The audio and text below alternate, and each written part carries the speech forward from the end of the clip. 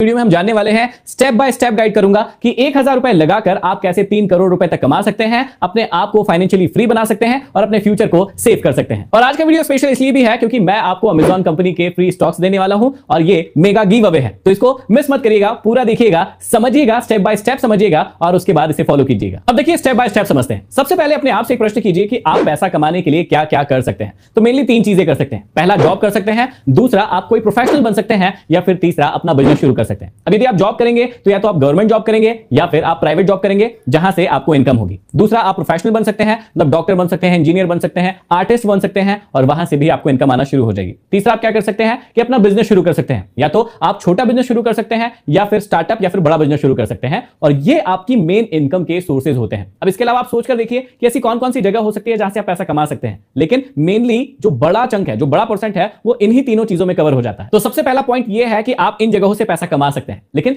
जितने भी सबसे ज्यादा अमीर लोग हैं उनका एक सीक्रेट है। सीक्रेट क्या है कि सिर्फ एक जगह पैसा कमाने से आप कभी भी अमीर नहीं बन सकते हैं, कभी भी जो आपके ड्रीम्स हैं उनको पूरा नहीं कर सकते। अब इसे स्टेप बाय स्टेप समझाता हूं, थोड़ा ध्यान से समझिएगा और अपने जीवन में अप्लाई करके देखिएगा। मैं मान लेता हूं कि आपकी गवर्नमेंट जॉब लग गई जहां पर आपको 50,000 रुपए महीने का सैलरी मिल रहा है। तो 50,000 रुपए महीना मतलब गुणित 12 मतलब 6 लाख रुपए साल का आपको मिल रहा है। यहां पर अभी आपको एक बड़ा नंबर लग रहा होगा, लेकिन धीरे धीरे देखिएगा। अब 10 साल में आप कितना कमा लेंगे?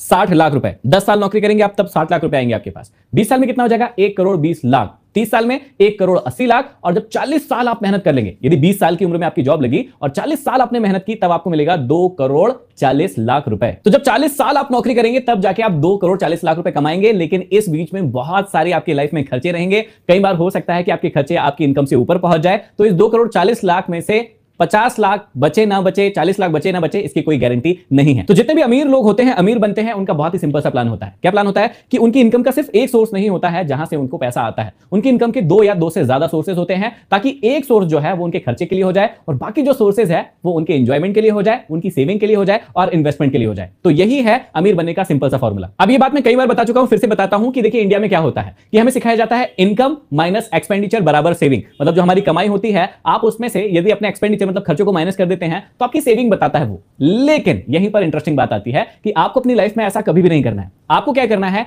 इनकम माइनस सेविंग, मतलब जो भी आप इन्वेस्ट करना चाहते हैं, सेव करना चाहते हैं, उसको पहले ही अलग कर लीजिए। तो इनकम माइनस सेविंग बराबर होना चाहिए एक्सपेंडिचर के। मतलब क्या हो गया कि जितनी भी आपकी कमाई है उसमें से आप अपनी सेविंग को पहले ही अलग कर लीजिए और जो कुछ बचा है